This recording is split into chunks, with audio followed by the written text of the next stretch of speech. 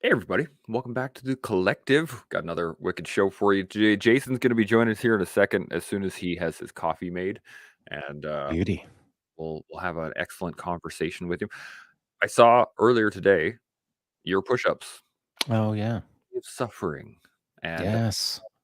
that'd be a good thing to talk about today in general, just because Yeah, I think so. these are good things to talk about in general. How'd they go? I saw the clip of I saw you like drop your bike and then start pounding them out, and then That's right. I had to take a look. Pound on. That's good. I'm up at the Tree of Suffering on a pretty regular basis. In fact, in my live chat, just preceding this, someone had said, hey, can kind of do push-ups every day throughout the entire year, 22 push-ups each day. And my response was, I try to anyway. Yeah. Like, quietly, I'm doing it anyway. Like, when I ride past the Tree of Suffering, I either stop and do them then, or as I'm riding past the Tree of Suffering, I glance at it and say, "See you in a bit, sucker." And then I'll catch it on the flip side as I'm coming back down the trail. So it's going to get my push-ups. Yeah. And so I try to get them in every day, as I have for pretty much my entire life. So I think push-ups represent a lot of things. You could probably name a dozen layers to that push-up game, and all of them are Mhm. relevant, and all of them are important. And the first thing that comes to mind when I think of push-ups is discipline, having the discipline to do them on a consistent basis, preferably every day.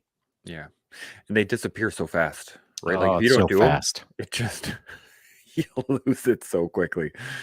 We Yeah, got actually, I remember last year you yeah, were suffering a little bit a little bit. when you entered into your push-up challenge, and if I recall correctly, sometimes you and I would be doing push-ups together, video style, and Yes, and indeed. you were a little shaky, and that's cool, man. The great thing about push-ups, again, there's a dozen things that we could talk about push-ups, but another cool thing about push-ups is this. Yeah, it's a it's a not a skill, but it's a practice that Yeah. backslides and can Mhm. disappear. It can Mhm. erode. And the first time that you realize that it's an eroding skill is the first time you go to do them again. Like, what? I can only do 6? Wait a second. Hang on a sec. But the Oh, the other good thing about push-ups is if you step away from them for a while and then you decide to get back on that horse, like today would be a good day to crack out 22 mhm. push-ups. And as I said in my life, if you only do 6, no biggie. Yeah, Do 3 videos that record all 22 getting done today. Push them up to the IG, push them up to the social medias, and get your push-ups out there into the world and wave that 22 push-up flag. yeah, The good thing is that push-ups, if you only can do 6 right now, tomorrow you'll be able to do 7. yeah. Push-ups is a really interesting thing. You can backslide really quick, but you can forward progress really quick. You You can can. build off of your push-ups, and in the course of a month, you can turn 6 push-ups into 16 push-ups or 26 push-ups. It's a thing that scales up really quick Yeah. if you are disciplined and focused and commit to the process. You'll see, like, you'll recognize gains in the short term, and I think that's something that's pretty exciting about push-ups. I agree. Let's see, we got Jason here. He Oh, is good. so wait, he's loading.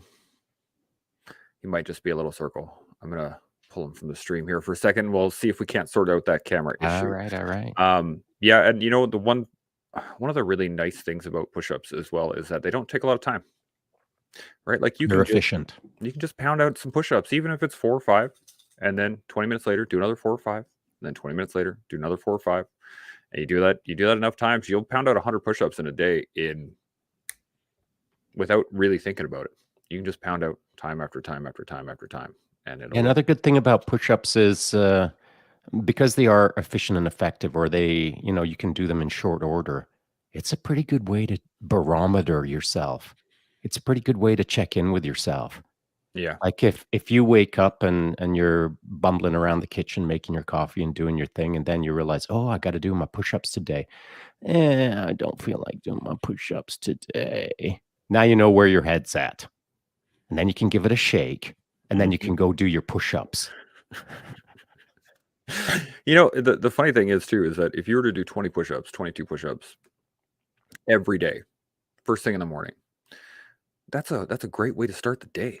It is, man.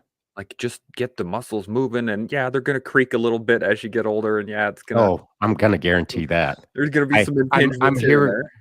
I'm hearing the future Chance Burls confirming that when you hit near 60, you're gonna creak. I'm creaking already, so we'll see what happens with that. But Do you know something that I do here? So it's all about creating routine, discipline, consistency. My routine in the morning, as best as I can, every single time. Like I'll get up in the morning, go to use the bathroom, and as soon as I come out of the bathroom, I drop straight down on my knuckles, man, in the bathroom, on the little bath, whatever towel in front of the shower, and on the floor. I crack out 8. Why yeah. 8? Because 8's my lucky number. 8's been my lucky number since lucky numbers were invented. And so I've always had 8's always been my number well before I joined the military. And so I crack out 8 just to start the day. That's a good start, man. That's a good start. What do you got? Mitch says I can still do 20 good ones, but it hurts. Torn Oh, radius. yeah, buddy. Yeah, that'd do it. Yeah, I got a torn rotator cuff myself on the right side, plus uh, um, a significant AC joint separation and blah, blah, blah. And you know what, Mitch, you're right. Every single push-up I feel, it's brutal, but it keeps me grounded. It keeps it real, man. Yeah. It does. And Yeah. it's similar to like the mats, right? They don't lie. Right? Yeah. Like if you can do push-ups or you cannot do push-ups. And if you can't do push-ups, then you need to do more push-ups. It's one of those. It's good to face yourself, man. It really is. It's good to face your own limitations. It's good to face a little bit of suffering.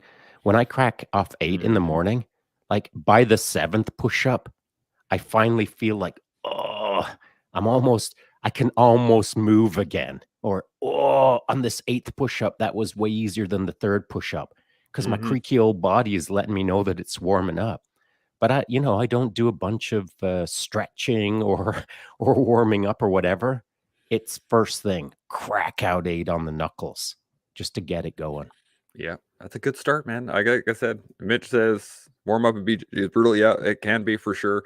This is That's you why you gotta gotta get that's why you gotta get your purple belt. that's right, because then you can skip it. Because then warm-ups are optional. I was just talking about that with my buddy because we're supposed to get they keep telling us we're gonna get our purple belts in the spring here. And they're just like, oh, so now you can skip warm-ups, and we're both like, we're the ones that lead the warm-ups. Like, who's gonna do warm-ups if we skip? Well, as soon as you get your purple belt, you can like saunter in on time and then disdainfully with your nose up in the air, wave at some random in the corner, say, do the warm-up. You got it. You got it, random white belt with 2 stripes. And then walk over to the computer with your coffee mug or whatever you've got, right, and appear officious. Very important stuff going on at the moment. The best part is because we're the same rank, so like we got in basically at the same time. So we would both just be sitting there talking to each other, like, yeah, very officious. Just got to pull out a file folder or something. Yeah, Jason's having some problems here for some reason. That's He's all right, buddy. having going on and off, but we'll keep working at it, or we might just bring him in another day. Yeah, sure. But yeah, so what do you think of the concept, not just outside of push-ups, but like the 22 for 22, the 22 push-ups a day? Do you think it's a good thing to try to keep the movement alive, or is it just a bunch of people doing push-ups on social media? Yeah, it's a tricky one. I've given it a little bit of thought, of course, when I made an effort last year to kind of wave the flag on this day, 22 push-up day. And I think it's important. And I think that I called out this morning in my live IG chat, All Okay and Wounded Warriors. And All Okay and some other characters that are associated with the All Okay brand wearing the T-shirts and on a pretty frequent basis, man. Not every single day, but man, at least once a week, 2-3 times a week, I see some of these characters, and they're good people as well. I follow them. I love on them because they're really making an effort to consistently put the word out. The idea behind just check in on each other, man. Make sure everyone's all okay. When I first saw the brand All Okay, and I don't have any of their clothing, or I'm not affiliated with them in any way, other than I just dig on what they do. First time I saw their brand All Okay, um, I immediately thought of being in the CC 130, doing a parachute jump, and how it would work is the guy right at the back of the stack would slap the guy in front of him on the back of the chute and say, maybe number 30, okay, or whatever. And the count Mhm. would bang on down all the way to the front of the line. And then it would be number one, all okay, or some verbiage like that. Mhm. And it was always, in my mind anyway, it was always a matter of the guy behind me is good to go once he slaps my back and says he's good to go. I don't even need to know who it is. I don't even need to know their name. I don't need to know how long they've been in or how tall they are. It was simply just an acknowledgement of the individual behind me is all okay. Mhm. And that just got passed up the count, not thoughtlessly, but acknowledging that everyone in the stack is all okay. And once it's all acknowledged from back to front, off you go and Go get on time. with the job at hand. Yeah. The moment that you hit the deck and you form up, it's all thumbs up. Even in the silence in the pitch black, you're given a thumbs up that you're okay. And then you're heading off to that ORV, going into an all around defense, and everyone's nodding at each other and giving the thumbs up, all okay. And it's a constancy throughout the military career of acknowledging that everyone on the team is good to go. Everyone is all okay. And, Yeah. I don't know, I dig on that. I do too. The moment you said you're talking about the shoots in the line, I was thinking about when you consolidate at the end of a section attack, and I use 3 mags, 2 grenades, all okay. Every step, like, and Yeah, every time you stop to do anything, you do an uh, all around defense or something like that, and you're touching the guy next to you with that's your right. leg, Touching so his that you ankle. so that everyone knows everyone's a good Yeah, along. man. The whole circle's there, and as long as everybody's touching, we're all good. At least we're a team, we're a unit, we can move forward. And And that's one of the good things about the All Okay brand, I believe, is, or brands like it, is that, we're all connected at the ankle in the all around defense, saying that we're all okay, and it's through the guys or through the collective point of a brand and an apparel brand that is saying all okay to all mhm, of us, and we're saying all okay back to it. And it's an all around defense of all okayness, but it's only, and this is super important, it's only all okay if everyone is tapping each other in the ankle and saying, okay, good to go, all mhm, okay. It's mhm, communicating that you're all okay. You can't you can't you can't stealth into the all around defense, all ninja like, adopt your position, and then not acknowledge everyone around you as if you you can't just ninja in and ninja out as if you weren't there. right, You've got to connect. yeah. And could you imagine if you did this long patrol of, staring at the cat's eyes in front of you, just in the pitch dark, trying to find and then you go to an all around defense and nothing happens. Nobody communicates. You're not touching anybody at all. You're just by yourself. Yeah. That would be a horrific feeling all of a sudden. Like, oh no, it's just me. Well, an interesting story, and what this should illustrate is that communication is a two-way street. And so, I was on my Pathfinder course, and we were deep into it, and we're all super fatigued. And the guy in front of me, it was pitch black, and I was following his cat eyes, Hmm. and and we were all at a tactical bound distance, and so your distance or your proximity to the individual in front of you is determined by the tactical situation and the environmental conditions. So if it's no moon, really cloudy skies, and it's freaking pitch black, you can't see your hand in front of your own nose, then the gap between you and the other person closes up. But if there's a bit of a moon and there's no clouds and you can see 100 meters in the pitch black, we'll call it pitch black, in the darkness, well, now things stand off a little bit more tactical spacing in the patrol. Now, the guy in front of me, first name Doug, I'm following his cat eyes. And when we're coming, for anyone who is unfamiliar with nighttime patrolling with no night vision goggles, you're following two little green dots in front of you on the back of their patrol hat. And so we're both extremely tired. And whenever something would happen up front, a signal would get passed back, usually stop, down on one knee, or prone, or whatever the case is. And the entire patrol would act as a collective organism. And so you were counting on the person in front of you to act accordingly so that you knew what you were supposed to do based on the conditions in front of you.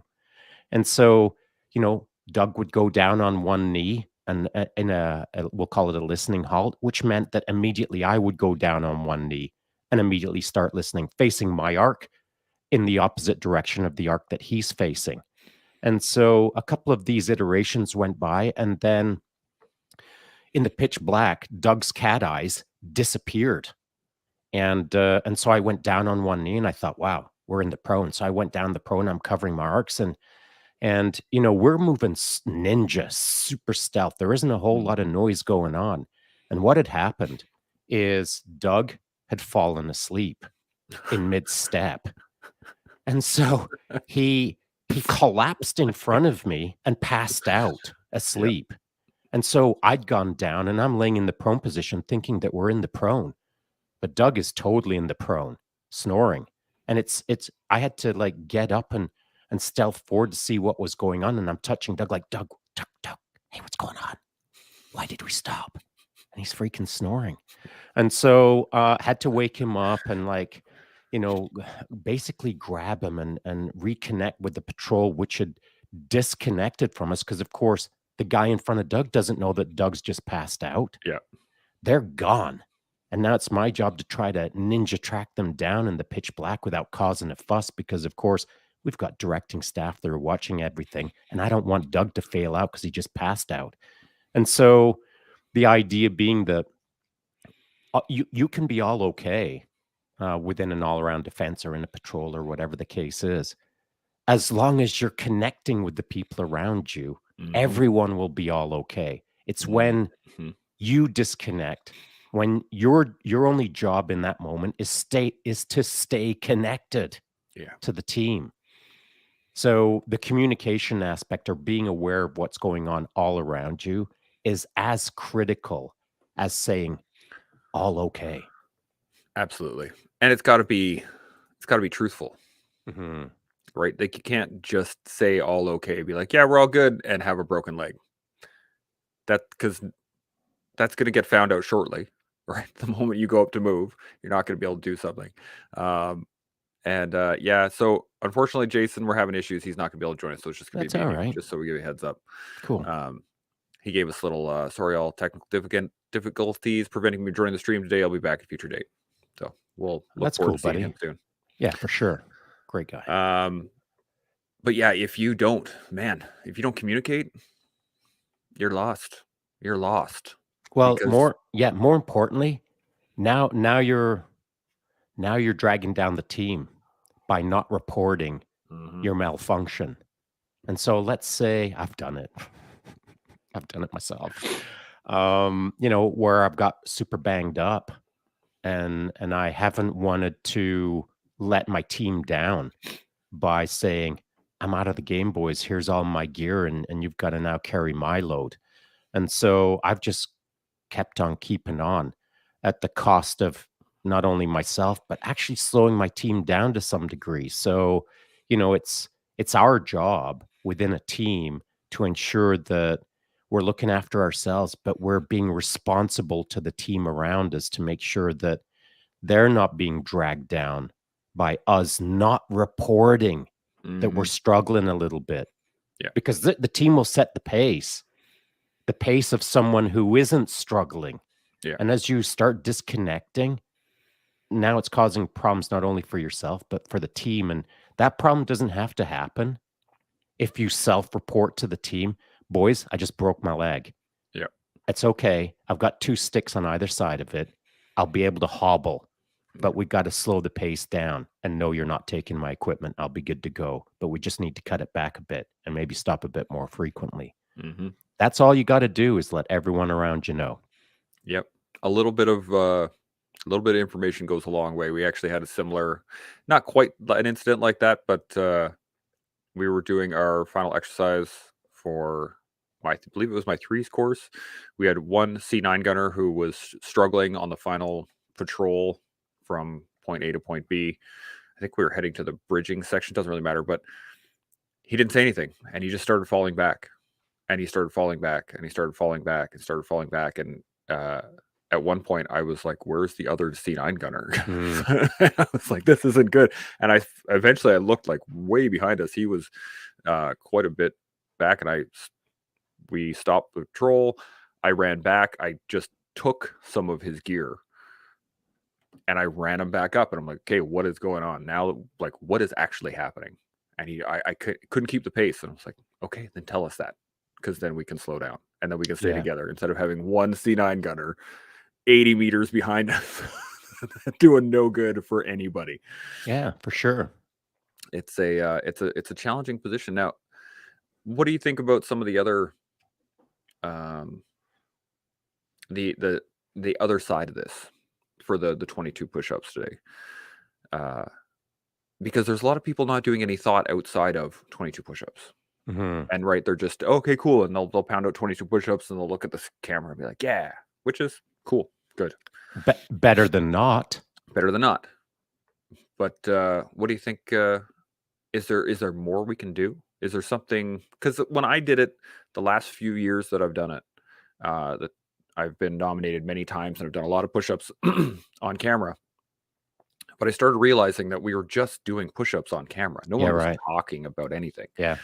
And so I started doing that where I would give my thoughts on that day of, however many push-ups I was doing that day. And I'd be like, "Oh yeah, I'm feeling pretty good," or "I'm feeling not great," or, "I had a conversation with so-and-so." And then I started doing the live ones where I would call somebody and we'd do push-ups together. And then, but all I was trying to do was trying to get the conversation going. Can we do any more? Can we create that conversation without having to do push-ups? Well, I think that it requires something nowadays to move the needle other than just a conversation. And so a conversation kind of needs to get tied to an action nowadays to get not attention, but to get people to pay attention. And so it's that whole ice bucket challenge thing. Yeah. It's something that people can grasp and do and feel like they accomplished. And I'm totally good with that. If that's all that gets accomplished, I'm happy with that. But to your point, and I think you're right, there needs to be a conversation that wraps around that. And let's call it what it is. The entire purpose of today is to recognize that service can create the situation where someone feels like their only path forward is suicide. Yeah. Unless I've misunderstood the day. That's really what we're talking about. That it's a is what we're day to talking about. recognize how people suffer and then will kill themselves. Yep. And it's such a sensitive subject that I don't hear people talking about it a lot because it's so sensitive. Because I'm not even sure how to approach it and make it not normalized, but make it not uncomfortable for whoever is in front of me or whoever is listening.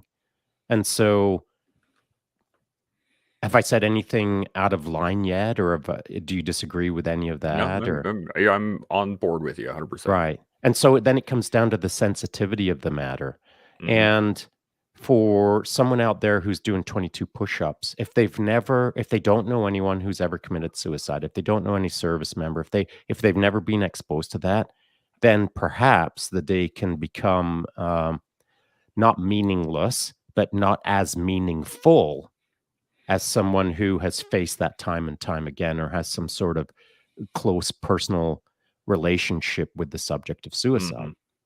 And so I think that creates a bit of a less intense connection with the moment. Either you understand or you don't. Yeah, it's true. It's, the original 22, the original number 22 came from a report down in the United States that was saying statistically 22 veterans kill themselves a day. That's right. And so the number was really hammered upon. And I've heard quite a bit of people talk about this, in that, they're talking so much about the statistic, we're not talking about the people. We're not That's talking right. about the issue. We're not talking, they're just, all everybody hears is 22, 22, 22. And the number itself is not particularly correct per No, se as a statistic, of course, but it's this number that is being assigned to not a movement, but a concept, a construct that we're all trying to manage just a little bit better. yeah. And I think I think the uncomfortableness is similar to having, the sex conversation with kids. Right. Right? There's a point where you got to tell them. There's a point where you got to have that conversation, and it's gonna be awkward. And it's, there's gonna be questions and things that are gonna be talked about that you haven't talked about before, but it needs to happen, because if it Yeah, doesn't it's happen, hide your head in the sand or deal what with the real world around you. exactly? Yeah. And I think that the best thing that we can do is just discuss it. Like, yeah, sure, okay, it's gonna be awkward, but still, let's talk about it. Let's talk. If you're going through a really bad depressive episode, I'm just coming out of one right now. I'm not coming out of a bad one, but I'm coming out of a depressive episode. Those periods of time can be extremely challenging, to say the least. But that doesn't mean that time stops. That doesn't mean that the days don't go on. It doesn't mean that people aren't still engaging in their lives, and it doesn't mean that the world is going to shut down because of it. It just means that, you have less energy. Okay. Talk about it. Tell people what's going on. Hey, yeah, I'm a little down today. Just like we're talking to the team, right? If you're on patrol and you are having trouble keeping pace, tell people, and then the pace can slow, right? And then people can, okay, well, you're carrying 8 liters of water. Why are you carrying 8 liters? Let me take 2 liters of water off your back, right? Just a little bit. And that can change an entire day. It can change an entire patrol. It can change that moment for sure. I think that's Another thing that comes to mind is you're speaking about a couple of references now about, when you've got to carry someone else's weight, or when, they're falling behind. And I mean, how many times have you seen, I've seen it countless times where someone has started falling back and they need support. Based on either the load they're bearing, or the pace that's being set, or the difficulty of the terrain, or whatever the case is. And so an image came to mind, and it was back when I was in the Canadian Airborne Regiment, and I was in 2 Commando at the time. This was pre-Pathfinder. And so we were doing this immense hump with lots of weight, and it was a competition, commando competition for time and distance. And there was a guy there who started falling back, and we were doing the airborne shuffle, so we're moving a pretty good clip. And he just was falling back for no good reason. It's not that he had any extra weight more than anyone else, etc. And so it came down to me looking at my watch as a master corporal and thinking, we got to keep this pace going. We're we, we're on track to win this thing. Let's get a win. And so I slid back and said, what can I carry? And he said, my web gear. So now I'm running with his web gear and my web gear and all of that nonsense. And so, and he's plodding along, and, he's feeling relief, and he's feeling pretty good. And, at some point he started backsliding more. And I said, what's the problem? I just can't keep up, Master Corporal. Okay, give me your weapon. And so now I've got his gear and his weapon, all of my stuff, and he's just plonking along, wearing nothing, man. Mm-hmm. And he's struggling, but it's a bit dramatic. Yeah. The struggling is getting a bit dramatic. And so this goes on for a long, long time. And then about 100 meters from the finish line, he looks at me and he says, "Okay, I'll take my weapon now." And I looked at him and I said, "No, you Nope. won't. Nope. You'll take it off of my hands once we're across the finish line and you and I have a chat." Yep. And that's how it went.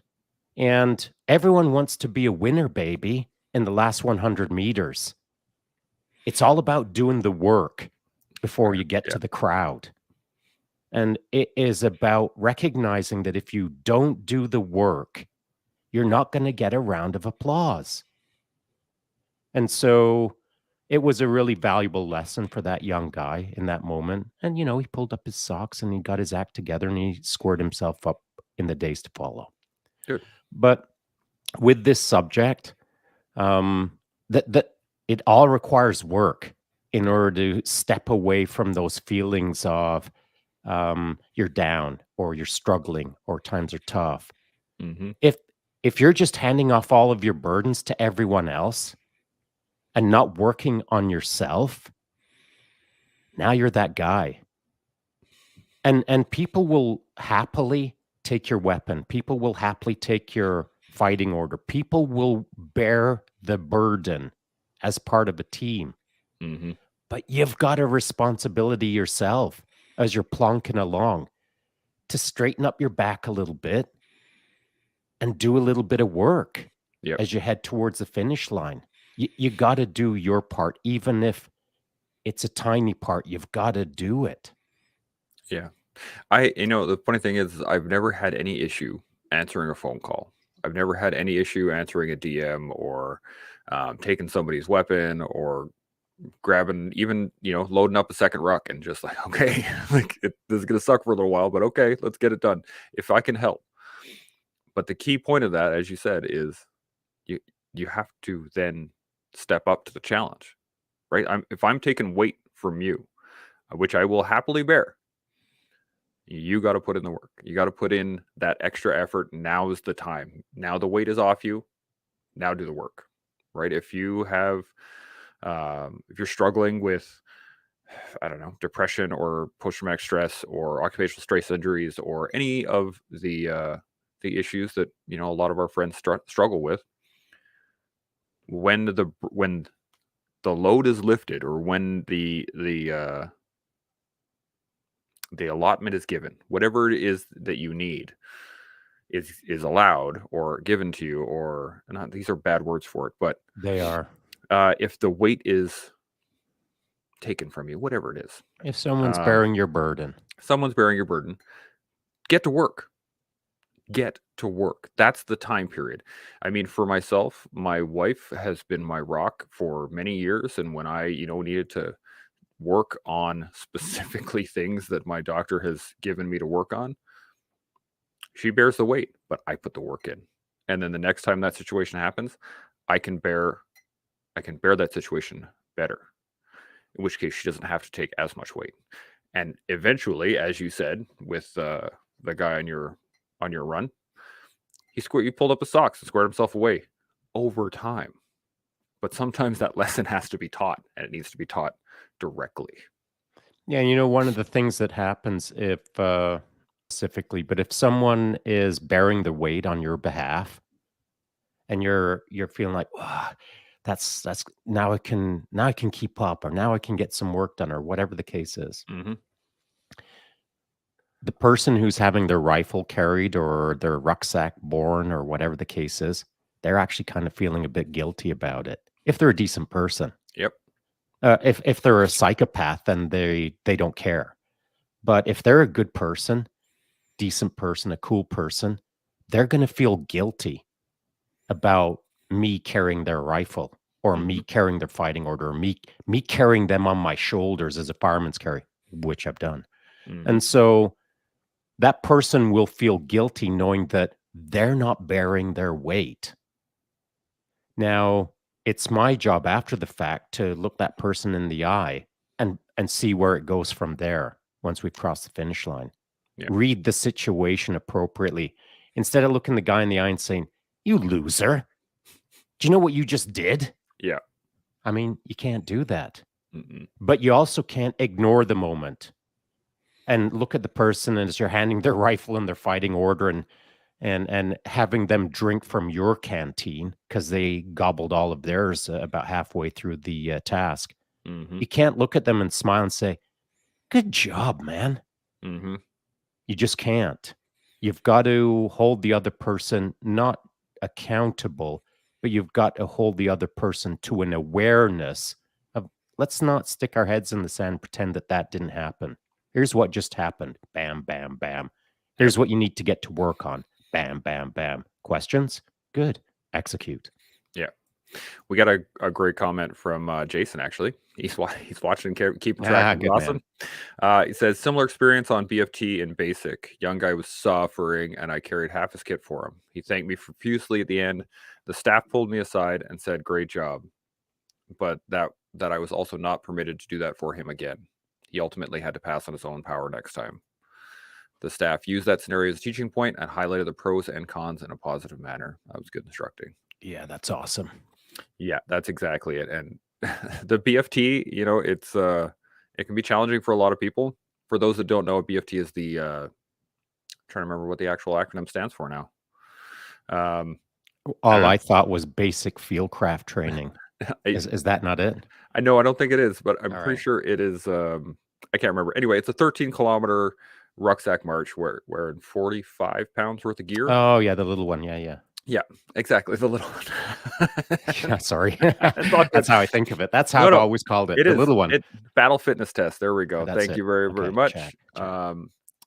And yeah, I got another comment here. Mitch says, too often some just focus on the negative without looking into causes, which may be valid. Yeah, causes can be valid, but they're still 100%. and they are their responsibility to be sorted out next time, which is the key. I think we're getting. Yeah, at. well, But yeah, you know, in this instance, the guy that was suffering, he was new. He was relatively new to the commando. He was hungover. He didn't sleep well. He showed up ill prepared, and et cetera, et cetera. Yeah. And so this was far less about someone who was struggling with mental health per se. Yeah, and it was far more to do with poor choices and then poor conviction against those choices. And so, man, I might have been more hungover than that dude was. I think we've all been there. But I mean, on that day. Yeah. What I'm saying is that that doesn't preclude you from getting the job done. Yeah. You do your best in the moment to get the mission accomplished. And so, you know, that young fella, I say young fella, he was a bit younger than I was. He just had to learn in the moment that, yeah, man, sometimes times get tough, but you got to step up for the team. Yeah. So that's all he needed to understand. And that's the other thing, is that people are relying on you, right? And not relying on you in the terminology that, like, you know, everything is going to fall apart if you're not there. But they are relying on you to be around, because when let's say, Shaun, you and I went for a ruck march, and my knee or back or something decided that that was the moment in time. I stepped on a rock and, oh, okay, that's tweaked out. We still got 5 clicks to get back to the car or wherever we are. I have no expectation that you're going to take my stuff. I know that I'm going to have to hobble my way back as best as I can to get to where I am, or get to where I can seek medical help or rest or whatever. I know that. You know that. But it's also, you're also going to say, oh, well, man, if he's really struggling and I can take some weight, which I can. Oh, yeah, that's guaranteed. It's going to happen. It's going to happen. So I can then say, oh, you know what? Okay, I can fight you on it and say, no, I'm going to take my stuff. You will. You'll whine. I will. But I'll carry your stuff. And then when we get to the finish line, I'll look you in the eye and say, you jackass. Yeah, exactly. And I would not expect anything less. And that's that's all in fun. That's just that's the dark humor of the military.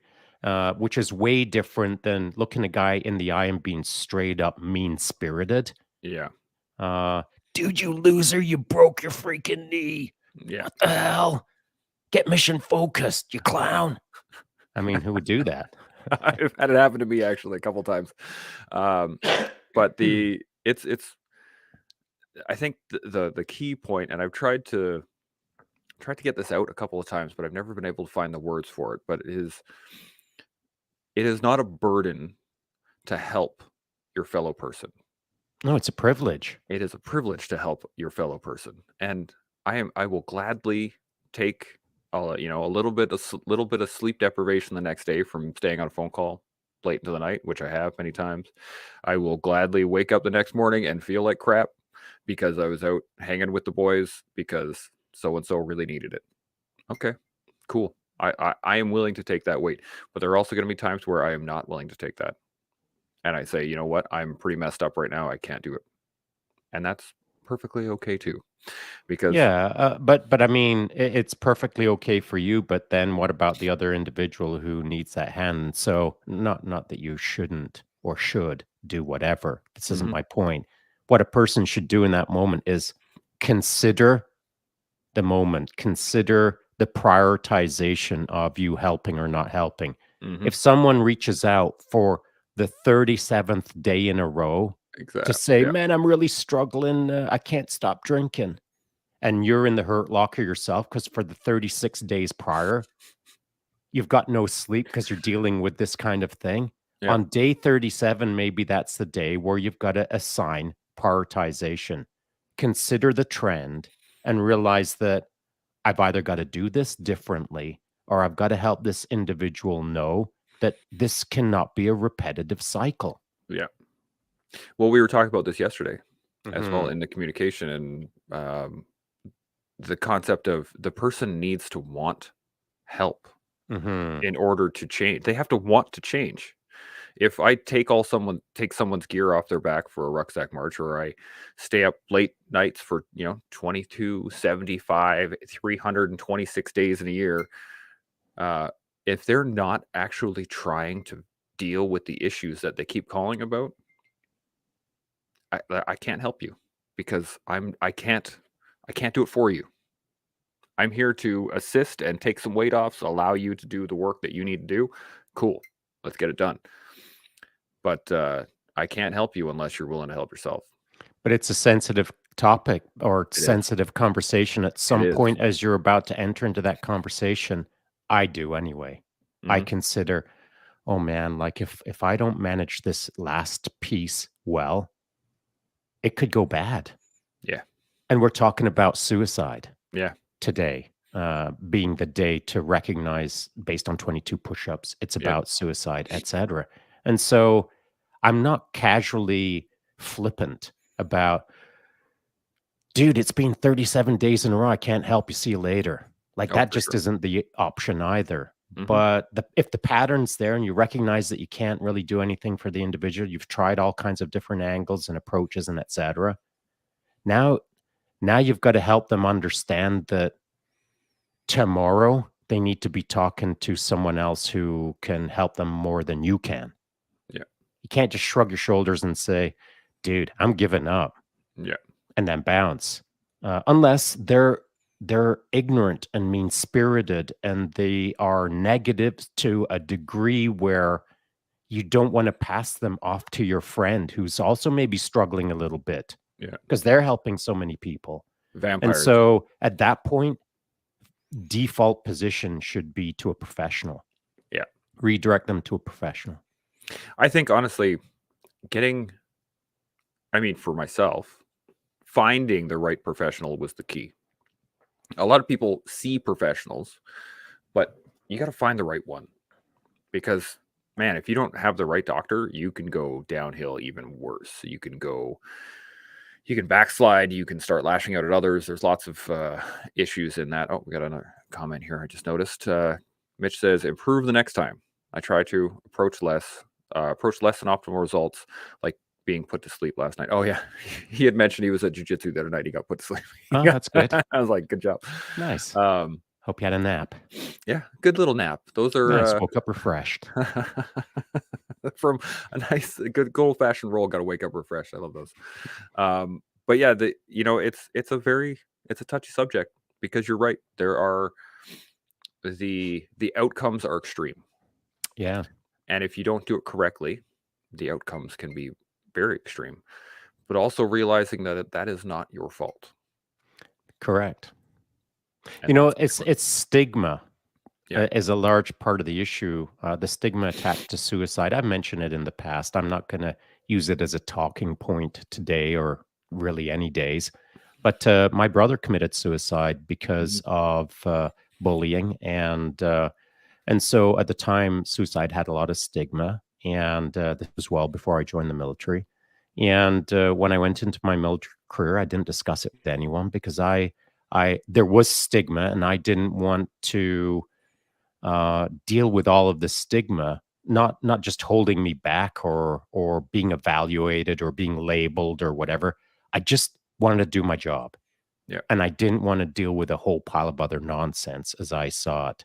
And so I chose not to discuss it with anyone ever. None of my friends knew, and they just thought I was a single kid, like a one Only child child. Yeah. family. And again, ironically, when someone would ask me that, they'd say, "Oh, well, you wouldn't understand because you're an only child." Okay, dude, carry on. And so what you see in front of you is not always the reality of the moment. And so no one knew that about me. And there's lots of things I don't know about a lot of people.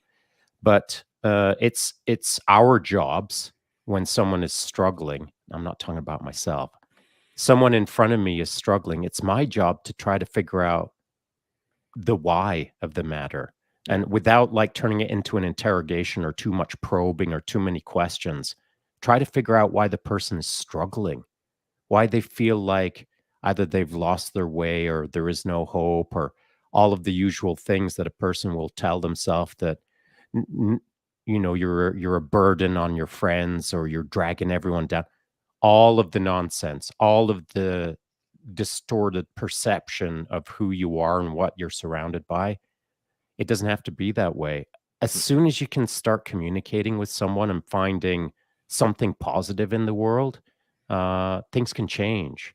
But you have to communicate with people. And if the person in front of you who's struggling isn't communicating, isn't opening up, well, now it's my job to not like open them up, but it's my job to be available for them to open up and let them know that they can talk to me or other good people. Yeah. And the best way to do that, talk to people. Like reach out to your buddies, man. Reach out to your friends, reach out to the people you don't know their thing. Where I will scroll through my phone in my contact list and I'll be like, "Oh, I haven't talked to him in a while. Hey buddy, what's up? Hmm. Quick question." And I'm not doing flippantly, like it's not that I don't care what his answer is. It's that I genuinely haven't talked to this person in a while and I would like to keep talking with that person because I want them in my universe. I want them in my world. And I was actually talking to my massage therapist today about this. Was that we are all in our own little universe, right? Like your universe is different than my universe, Sure. and that person's universe is different. The people that are watching, each person has their own little universe, and we get to choose who intermingles in our universe. And so if there's somebody that I want in my universe, I'm going to keep reaching out to them every so often. Hey, I haven't heard from this person. Hey, buddy, what's up? And that's all it takes some of the times. There's been times where I've been really in dark places and my phone is buzzed with a little, hey, I haven't heard from you in a while. How's it going? And that has changed my entire outlook because Is that right? beforehand, yeah, I've been in a very negative place and just a little, hey man, how's it going? Has shown me that other people care about me in that moment, when I thought that nobody else did. Oh, really? I don't do it. No? No, I don't. I'm I'm notorious for it actually. That Mm, I've got so many good friends that I've disconnected from, and I don't mean like disconnected intentionally. I mean, I'm just really rotten at staying in touch.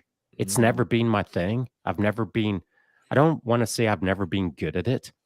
I've never even done it enough to Oh, establish as to whether I'm good at it or not. I rarely reach out to people and say, "Hey, bro, how you doing?"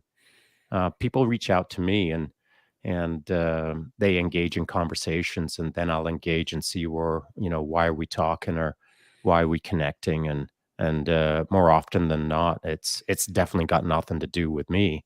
But sometimes it's just casual bros who say, "Hey, pal, how you doing?" Then we get chirping about yeah, nonsense yeah, as one does, and it's all fun and games, and I love it. But I'm not the guy who initiates. I should. I know. Listen, you can all line up and wag your finger at me, but I just don't do it. It's that's all not good. my nature. I Yeah, mean, like tight family. They all know I'm terrible at staying in communication. I just am, and I always have been. yeah. I'm really bad at at remembering who I've been talking to lately because I talk to so many people, right? And this is, I think, why my wife calls me a social butterfly, is because I regularly do that. I try to keep.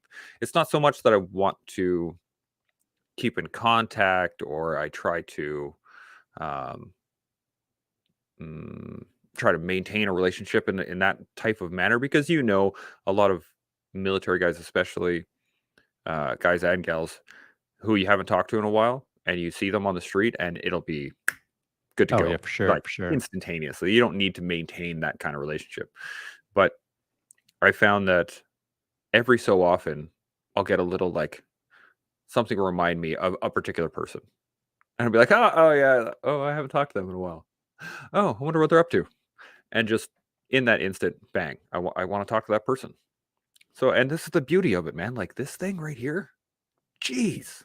Yeah. Like, we have the ability to. I try to think about this in terms of, like, my granddad's generation. He came back from World War II, never went to the Legion, never went to Remembrance Day ceremonies, never went to anywhere. Suffered for 70 plus years alone. Didn't talk to anybody about anything.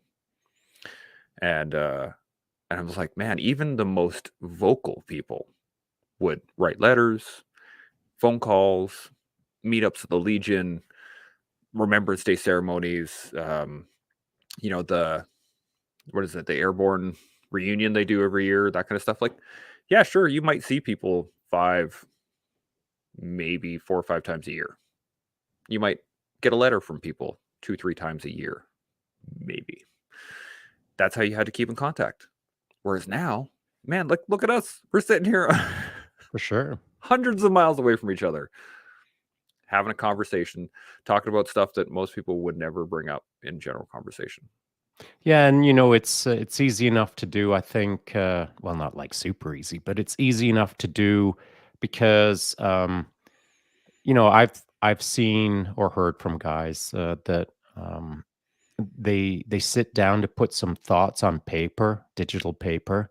Mhm. They'll spend time on it, and then they just can't complete it because the whole thing is a little too much.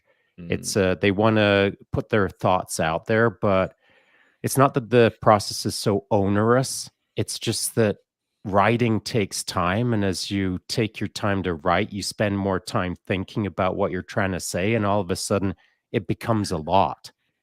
Yeah. But that isn't the case with talking, because talking if you're talking with the right person, it's free flow, Yeah. and that, if the person is a good communicator, they can set the stage, or they can encourage you, or they can freaking Jedi mind trick you Yeah. into being a little more organically open to a number of topics. And, in time, either in that conversation, over the course of several conversations, the spoken word should enable someone to open up more, perhaps, than the written word. It depends on who you are, Yeah. and it depends on what your thoughts are, and where you're at as a person. But if you're struggling to get your thoughts down on paper to kind of get clarity, or move through something, or process something, don't give up on it, but also consider speaking with someone. Just casual conversations like we're having right now, though not overly casual. It's still a free flowing opportunity for someone to interact and learn in the moment and not look for wisdom, but collaboratively come up with some wisdom for each other. I like the spoken word myself. I agree. It's so much easier to be able to just talk to somebody because you can actually form a conversation. I can say something and it doesn't need to be perfect. It doesn't need to be the exact words that I'm trying to get across, text or Dude, writing you were or struggling there for a bit. What were you even trying to say? Burden, something burden? That's it. But this is the part of the conversation is that you can if I'm struggling in that moment, you Yeah, can it's take no, the reins. You can and just it's no jump in and big start deal. talking. I Yeah. mean, like, whatever. No one will remember that happened unless I No, keep bringing it up. which you probably will. I'll try Yes, to. it has a habit of doing it. But this is the in a microcosm, that's what we're talking about, Yeah, you're right. right? It's that simple in a conversation. I'm struggling in that one little bit to find a word. You can step in and be like, "Oh yeah, I know what you're talking about. I've Yeah, been for there." sure. Yeah, Yeah, boom, I done. can relate. I think we all can relate Mhm. to not just the struggles of the spoken word, but we can all relate to the struggles in life. And Yeah, so, um, it's not a solo journey where it's you're the only one in the world who's suffering.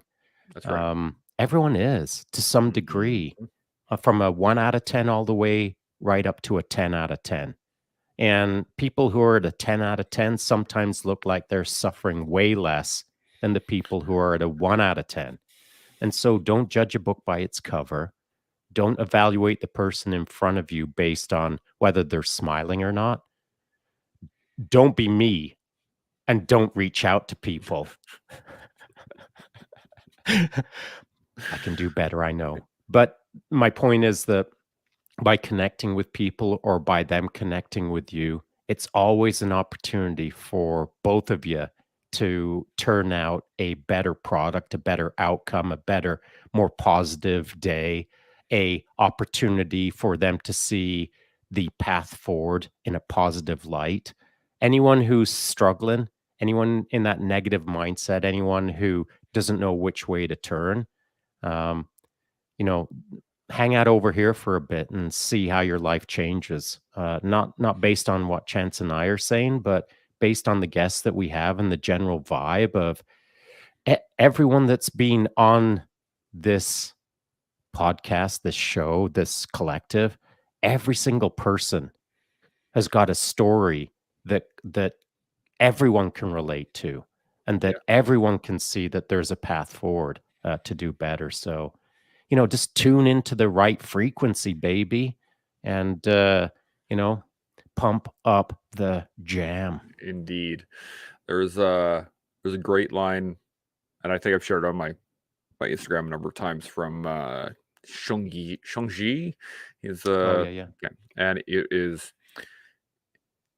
if you if you can't find a way to alleviate the suffering of those around you, your suffering will not stop. Mm, And I think that is a very accurate statement. Is that if you start looking around and seeing other people suffering, and you can help by helping, you will alleviate some of your suffering as well. And I truly believe that. yeah, it's true. And suffering is perspective. Your perception of what suffering means is probably different than my perception. I'm not talking about you, Chance. I'm talking about the general public. For sure. And so everyone's got a sense of what suffering means to them. And if you're in a negative place, if you're in a negative spiral, if you're struggling, if you're thinking of suicide, it check in with your perception. Life is probably not as bad as you think it is. And if you can't get your perception heading in the right direction of the reality of being more positive, then look around to your left and right and find someone who's just got a bigger smile on their face than you do and hang out with them for a day, Yeah. or reach out to them and say, man, it's tough. I feel like the world is lined up against me. My perception is that no one likes me. I my feelings tell me that dot dot dot. Well, perception is reality, as they say. So it's time to rejig your perception. Somebody reach out and grab a cup of perception, will you? Go poke some perception for me. Anyone got any? No, you don't. Perception is exists between our ears. Yep. And so it's easily malleable. You can shift it in a microsecond as long as you believe that you're in control of your universe, which you are. So Mhm. you can change it all in a split second just by manipulating your perception of the moment. And perception is reality. So create a positive reality through some positive perception. And if you don't know how to do that, reach out. Absolutely. And do both. Like, absolutely work on your perception and reach out and do things that are positive and help people and like just begin. Mhm. Begin. Correct. That's it, man. You can do anything you put your mind to. You really can. You just have to work at it. Stack it up. Stack it Exactly. up. Skill stack. Get those little wins. But don't overwhelm yourself. That's a good point. That's Little a very wins. good Little little wins. wins. A great thing for that, BJJ. You'll get little wins here and there. You'll get some losses across the board, but Yeah, you're when gonna you're get not the busy win. falling asleep on the mats. Yeah, well, it's that's a rite of passage. You got. What's up, Mitch? But it's the truth, and I think also hang out here. We just had an hour-long conversation about suicide without being doom and gloom, Yeah, without for sure. being negative. This has been a very positive, uplifting conversation, at least in my mind. Yeah, I agree. And like it's possible to do. You can It is. have a very good, positive discussion with many people, or just listen to it and enjoy and go, oh, and learn something. And then you can, build, learn, and grow together with us here on the collective. I dig it. All right, everybody, thanks very much for watching. If I hate to do this at the end of a really great show, but if you haven't, make sure that you are you like, you subscribe, you make sure you're notified for whenever we have another show, which is every day. So join us on the collective, and we'll see y'all tomorrow. Chimo. Chimo.